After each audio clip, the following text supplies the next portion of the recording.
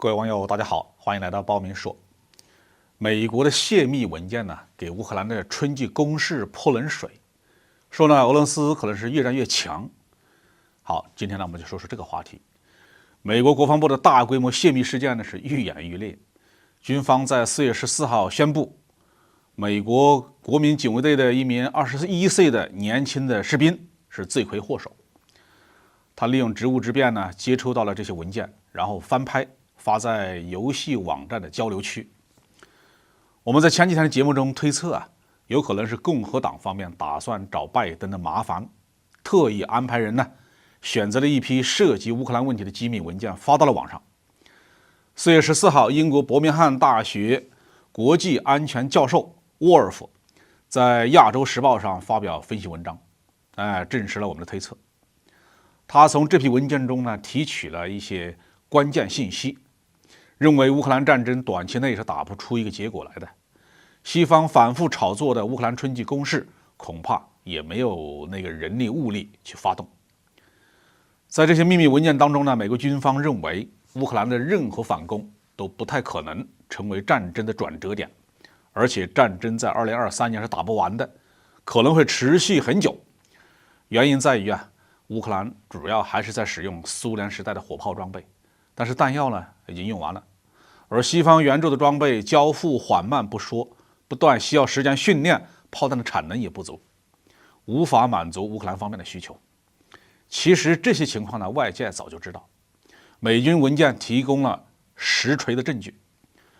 美军呢因此认为，考虑到上面的这些问题，再加上俄罗斯防御工事已经非常的坚固了，乌克兰就算是发起春季攻势，也休想再和去年9月份一样取得大幅度的突破。不过泄密文件认为俄罗斯同样也不可能取得什么大的进展。西方不会放弃对乌克兰的支持，而且供应给乌克兰的武器弹药虽然不是太充足，但也不至于严重短缺，导致乌克兰面临重大的战场挫折。俄罗斯呢也很难筹措充足的军事资源，给乌克兰以沉重打击。美国军方的秘密情报认为，俄罗斯没有能够从国外获得大量军事装备，它还得依靠自身国防工业的实力。而俄罗斯在军工生产面临着很多的缺口，尤其是高端电子元器件的短缺，中国是有这个能力供应的，但至今呢也没有向俄罗斯出口。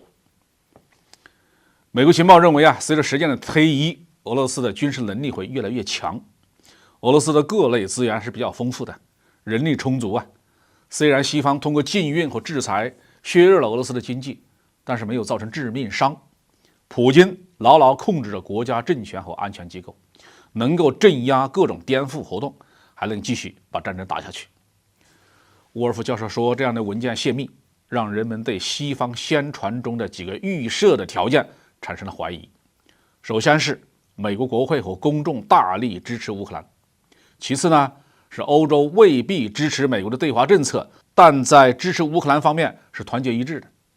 第三是无论战争打多久，乌克兰必胜。现在看来，这几条是一条都靠不住。这些泄密文件也证明无论美国还是乌克兰都没有认输的打算，无论是在战场上还是谈判桌上。所以呢，如果没有其他突发的情况，乌克兰战争恐怕还要持久下去。情报的泄露对拜登政府和他的乌克兰政策来说是非常不利的。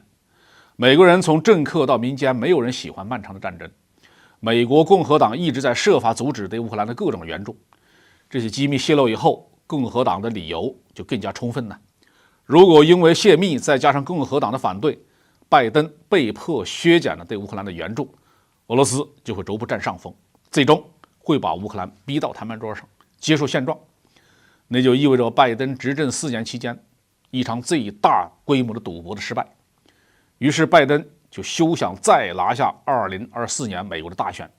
而这个正是共和党想要的结果。好，这句话题我们就说到这里。